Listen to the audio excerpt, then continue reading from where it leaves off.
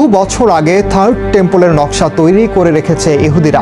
তাদের বিশ্বাস, third temple তৈরি করার পরই তাদের ত্রাণকর্তা দাজ্জালের আগমন ঘটবে, তা না হলে দাজ্জালের আগমন হবে না। মুহাম্মদ কাসেমের স্বপ্নগুলো একটি বড় ভুল রাজনৈতিক পরিবর্তনের ইঙ্গিত দেয়। তার স্বপ্ন অনুযায়ী আমেরিকা ও ইসরায়েল মধ্যপ্রাচ্যের বড় পরিবর্তনের পরিকল্পনা করছে।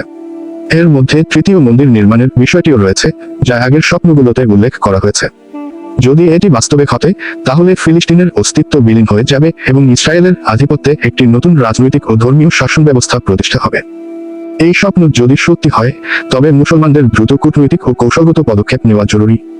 মুসলিম দেশগুলোর উচিত ঐক্যবদ্ধ হয়ে নিজেদের জোটকে শক্তিশালী করা এবং ফিলিস্তিন রক্ষায় কার্যকর ব্যবস্থা গ্রহণ করা। এটি মুসলমানদের জন্য একটি সতর্কবার্তা, যাতে তারা আগেভাগেই প্রস্তুতি নিতে পারে। এছাড়া মুহাম্মদ কাসেমের স্বপ্ন অনুযায়ী মুসলমানদের অবশ্যই শিরক ও তার সমস্ত রূপ থেকে দূরে থাকতে হবে। শিরক পরিহার করলেই আল্লাহর সাহায্য লাভ সম্ভব হবে এবং মুসলিম উম্মাহ সঠিক পথে পরিচালিত হতে পারবে।